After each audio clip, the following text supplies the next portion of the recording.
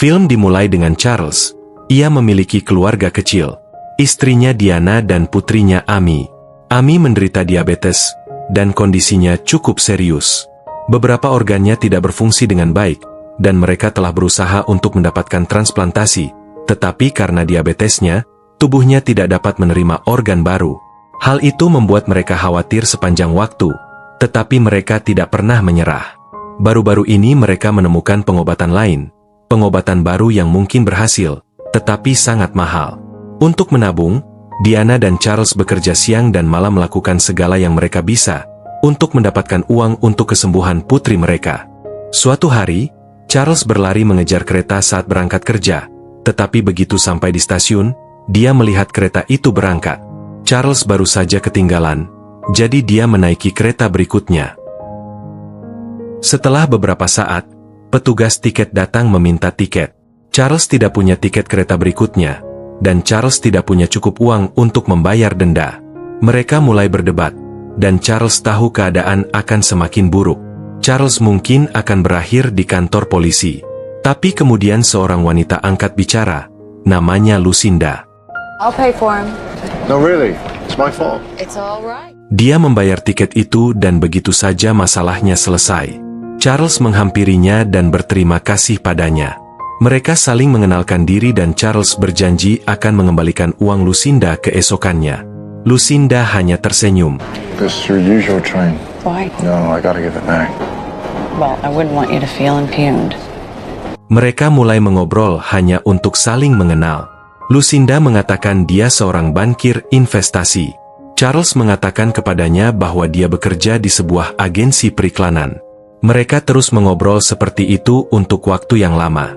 Setelah beberapa saat, mereka sampai di stasiun tujuan dan harus turun. So, if you take the same train tomorrow... It's a date. Ketika Charles sampai di kantor, dia melihat seorang pria muda bernama Winston. Dia adalah orang yang mengantarkan berkas melalui pos. Tapi melihat mereka berbicara, kita akan tahu bahwa mereka berteman baik. Ada cerita di baliknya juga. Suatu hari di kantor, Winston mencoba mencuri sesuatu, dan Charles melihatnya, tetapi Charles tidak memberitahu siapapun. Karena Charles tetap diam, Charles menyelamatkan pekerjaannya. Sejak saat itu, mereka menjadi teman baik dan Winston siap melakukan apapun untuknya. Beberapa saat kemudian, Charles pergi ke sebuah pertemuan, dan di sana dia mengetahui bahwa proyek terbesar yang sedang dikerjakan, dia telah dikeluarkan. Charles marah dan pergi ke bosnya menanyakan mengapa dia melakukan ini. Forget Susan Davis. Might have backed me up in that. She actually has a point. You're in a rut, my friend. Get a new account. Get back on your feet. Isn't it? Di sisi lain Diana juga selalu sedih karena selalu memikirkan putri mereka, bagaimana cara mengobatinya. Di tengah semua tekanan ini, kehidupan pribadi mereka hancur. Charles bahkan tidak ingat kapan terakhir kali Charles dan Diana bermesraan. Keesokan harinya, Charles bertemu Lucinda lagi di kereta. Dia mengembalikan uangnya. Mereka berdua sangat senang bertemu satu sama lain. Mereka saling bercerita tentang kehidupan mereka. Charles mengatakan kepadanya bahwa dia sudah menikah dan memiliki seorang putri. Kemudian, Lucinda memberitahunya bahwa dia juga sudah menikah. Mereka terus berbicara seperti itu untuk waktu yang lama. Tetapi setelah beberapa saat, mereka sampai di stasiun. Mereka harus berpisah, tetapi Charles berhenti sejenak, memandangnya, dan rasanya dia mulai menyukai Lucinda. Bahkan setelah sampai di kantor, Charles terus memikirkannya. Kemudian Charles ingat bahwa Lucinda telah memberitahu nama perusahaannya. Dia kemudian mencarinya di internet, dan dari sana, Charles mendapatkan informasi kontaknya. Charles segera meneleponnya dan mengajaknya untuk makan malam. Saat itulah Charles mengetahui bahwa Lucinda juga mulai menyukainya. Dia tidak menolak, dan mereka akhirnya bertemu untuk berkencan. Di sana, Lucinda bercerita tentang suaminya. Dia mengatakan suaminya sering berpergian keluar kota. Suaminya juga adalah orang yang sangat licik dan bisa muncul di mana saja kapan saja. Itulah mengapa dia takut duduk di sana. Dia juga bercerita bahwa hubungannya dengan suaminya tidak baik, tetapi mereka sedang berusaha memperbaikinya. Lalu Charles juga mengatakan padanya bahwa putrinya sakit dan untuk mengobatinya, Dia dan istri sedang berusaha menabung. Tapi karena ini, kehidupan pribadi mereka menjadi renggang. Charles mengatakan padanya bahwa mereka bahkan tidak ingat kapan terakhir kali mereka bermesraan. Kini mereka berdua telah mengerti situasi masing-masing. Lalu setelah beberapa saat mereka sedikit mabuk, Charles mencium Lucinda. Kemudian Lucinda menghentikannya.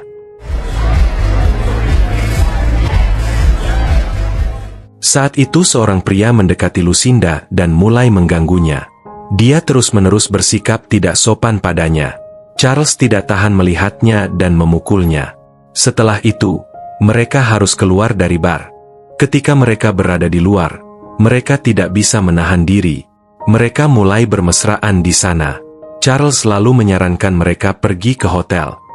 Setelah itu, Lucinda membawa Charles ke hotel yang dipilihnya. Setelah masuk ke kamar, mereka berdua mulai bermesraan. Di tengah-tengah bermesraan, seorang pria menerobos masuk ke kamar. I'll give you all my money. Dia membawa pistol di tangannya. Melihat pistol itu, Charles sangat takut, begitu juga Lucinda. Mereka berdua berkata kepada pria misterius itu untuk ambil apapun yang dia mau. Tetapi pria ini tidak hanya menginginkan uang. Dia mulai memukuli Charles dengan begitu keras hingga Charles jatuh. Kemudian pria ini menghampiri Lucinda. Dia merobek pakaiannya dan memperkosanya tepat di depan Charles. Dan Charles tidak bisa berbuat apapun untuk menghentikannya. Setelah beberapa saat, ketika pria itu akhirnya pergi, Charles bangun. Melihat Lucinda, Charles sangat sedih. Karena Charles, semua ini terjadi padanya. Charles menyarankannya agar mereka melaporkan ini ke polisi. Tapi Lucinda berkata jika Charles pergi ke kantor polisi, suaminya akan tahu semuanya dan semuanya bisa hancur. Kemudian paginya mereka berdua berpakaian dan mulai pergi. Mereka berdua dalam kondisi buruk, tetapi mereka harus kembali ke kehidupan mereka masing-masing. Setelah meninggalkan tempat itu, Charles langsung pergi ke kantor. Begitu bosnya melihat kondisinya, bosnya berkata apa yang telah terjadi. Charles mengatakan kepadanya bahwa seorang pencuri telah menyerangnya, merampok, dan memukulinya. Bosnya lalu menyuruh Charles pulang, bahwa tidak perlu bekerja dalam keadaan seperti itu. Ketika Charles sampai di rumah, istrinya menanyakan hal yang sama. Charles juga memberikan jawaban yang sama. Setelah istrinya meninggalkan ruangan, suara telepon berdering.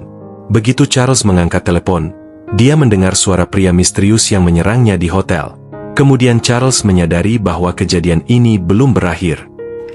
Hey, Charlie. What do you want? Well, how's your busted nose? So you haven't told her, huh? You know what? I need 20,000. That's ridiculous. Setelah mengatakan itu, pria itu memberitahunya sebuah lokasi dan menutup telepon. Sekarang, Charles tidak mengerti harus berbuat apa. Charles harus membayarnya dengan cara apapun. Jika tidak, seluruh keluarga Charles bisa hancur. Charles punya sedikit uang, tetapi itu adalah uang yang telah disimpannya untuk pengobatan putrinya. Tidak ingin mengambil uang itu, Charles langsung pergi ke Lucinda dan menceritakan semuanya.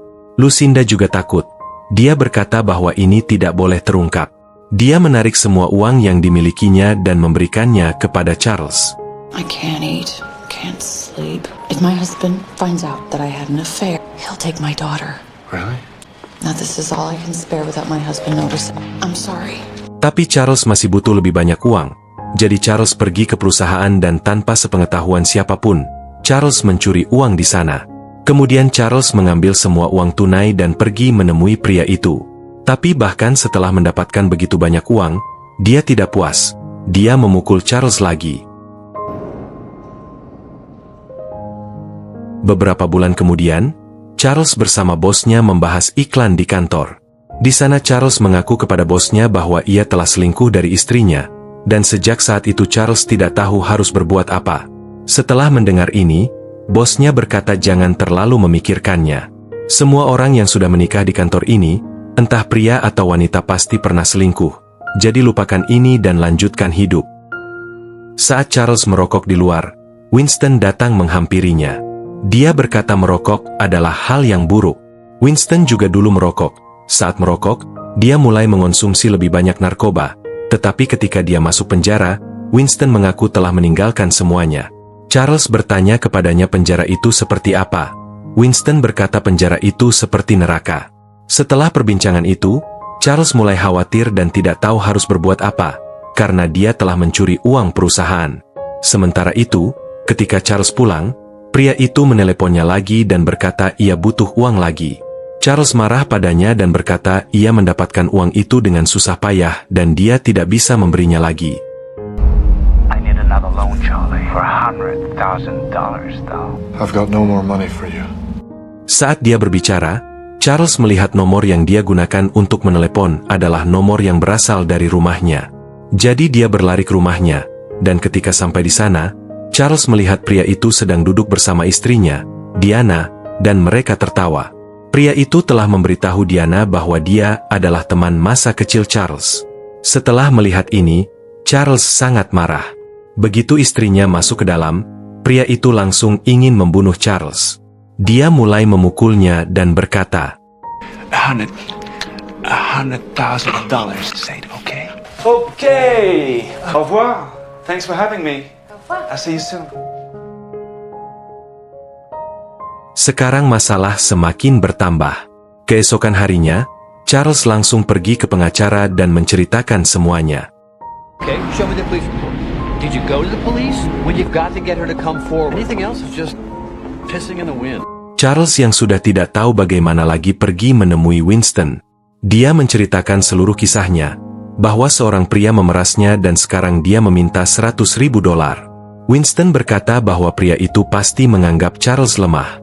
Itulah mengapa dia meminta uang kepadanya berulang kali. Winston meminta Charles untuk mengajaknya menemui pria itu, agar dia yang menanganinya untuk tidak mengganggunya lagi. Tapi Winston tidak akan melakukan pekerjaan ini secara gratis.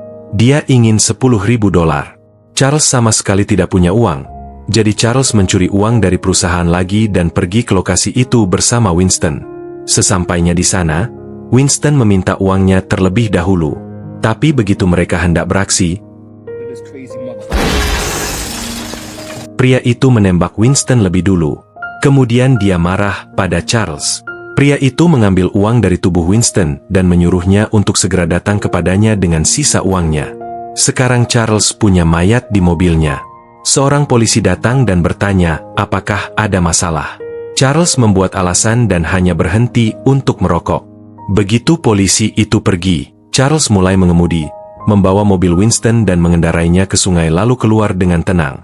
Keesokan harinya ketika Charles berada di kantor, seorang detektif datang menemuinya. Namanya Church. Dia mengatakan kepada Charles bahwa dia telah menemukan mayat Winston. Winston adalah sepupunya. Jadi detektif itu menanyakan sesuatu tentang Winston, tapi Charles menyangkal semuanya.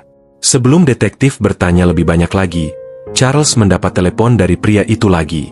Dia mulai berteriak pada Charles tentang Lucinda dan meminta segera uangnya. Jika tidak, kali ini giliran wanita itu. I've got your girl here. Where are you? Do you have my $100,000? Yeah, I do. I mean, I will. Just... There a problem? I'm sorry. Gotta go. Dia langsung pergi ke bank. Semua uang yang telah ditabungnya untuk pengobatan putrinya, dia tarik semuanya dan diberikan kepada pria itu. Kemudian Charles pergi menemui Lucinda, memastikan kepadanya bahwa semuanya baik-baik saja. Charles mengatakan kepadanya bahwa pria itu tidak akan mengejar mereka lagi. Lucinda bertanya dari mana Charles mendapatkan begitu banyak uang. Charles mengatakan yang sebenarnya, bahwa dia memberikan semua uang yang telah ditabungnya untuk pengobatan putrinya kepada pria itu. Lucinda merasa sangat hancur.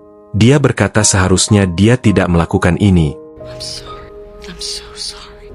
You're safe. Malam itu, detektif Church datang ke bar untuk menginterogasi Charles lagi. Tetapi kondisi mentalnya sama sekali tidak baik. Charles tidak memberikan jawaban apapun dan langsung pulang. Di rumah Diana bertanya apa ada yang salah. Charles mengatakan kepadanya bahwa semua uang yang mereka simpan di rekening telah hilang, tetapi Charles berjanji padanya bahwa dia akan mendapatkannya kembali. Keesokan harinya, Charles bertemu pengacaranya dan mengatakan kepadanya bahwa dia harus pergi ke polisi. Namun pengacaranya menyuruhnya untuk berbicara dengan Lucinda terlebih dahulu, bahwa jika mereka berdua pergi ke polisi bersama-sama, keadaan mungkin bisa membaik. Setelah mendengar ini, Charles langsung pergi ke kantor Lucinda. Ketika sampai di sana, Dia mengetahui bahwa dia bukan pekerja tetap di sana. Dia hanya datang sementara. Sekarang Charles mengerti semuanya. Lucinda telah menipunya. Charles mulai mencarinya di mana-mana. Dia pergi ke stasiun kereta api yang sama tempat dia bertemu dengannya untuk pertama kalinya. Begitu dia melihat Lucinda, Charles langsung menghampirinya. Kemudian dia melihat bahwa Lucinda bersama pria lain. Charles diam-diam mengamati apa yang terjadi. Sama seperti saat dia bertemu dengannya, dia bertemu dengan pria lain dan berjanji akan bertemu dengannya besok.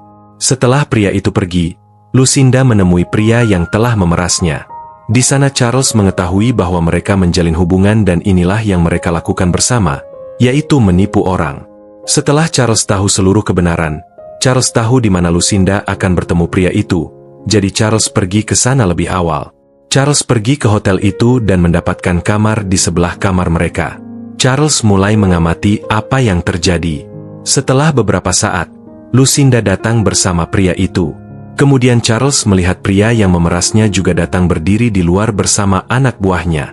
Begitu Charles mendapat kesempatan, Charles memukul kepala pria itu di luar dan masuk ke dalam kamar.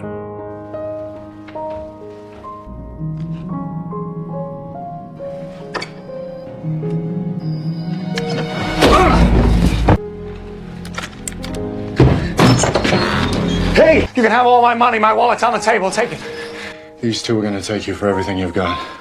Begitu Charles masuk, Charles melihat Lucinda sedang bermesraan dengan pria itu. Pria yang bersama Lucinda ketakutan. Dia tidak mengerti apa-apa. Charles menceritakan semuanya kepadanya, bahwa dia juga datang ke kamar ini seperti dia dan mereka telah memerasnya dan membuatnya bangkrut. Charles meminta kembali uangnya. Namun di saat-saat yang tegang, pria yang berkencan dengan Lucinda mencoba mengambil pistol yang dipegang Charles. Perebutan itu mengakibatkan Lucinda tertembak. Dan pria yang memeras Charles menembak korban barunya. Setelah menembaknya, pria itu mencoba menembak Charles, tetapi pelurunya habis. Kemudian anak buah pria itu masuk.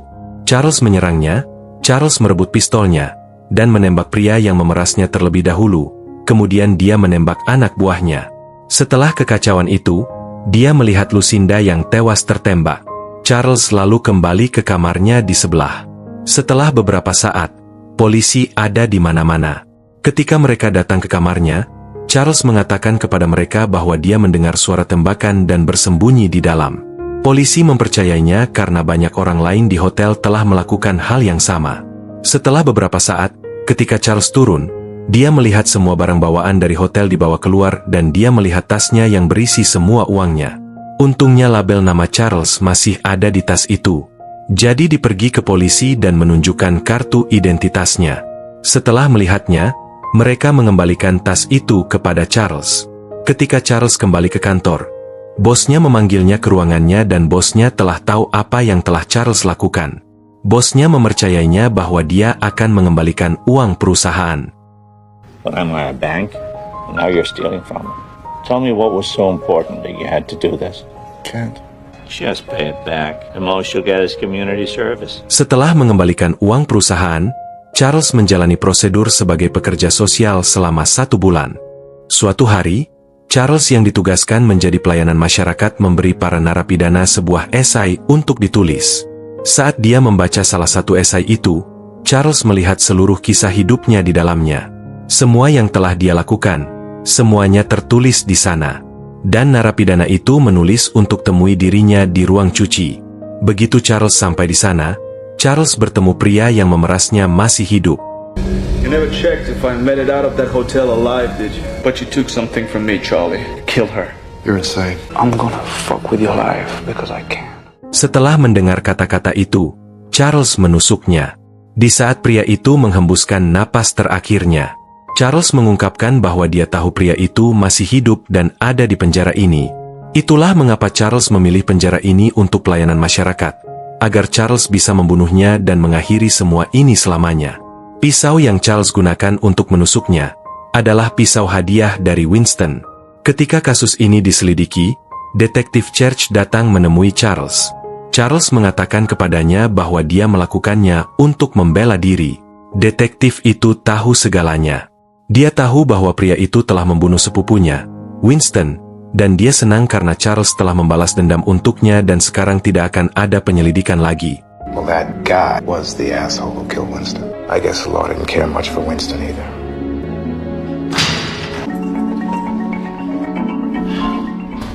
Setelah beberapa bulan, operasi putrinya juga selesai. Sekarang dia benar-benar baik-baik dan keluarga mereka telah bersatu kembali.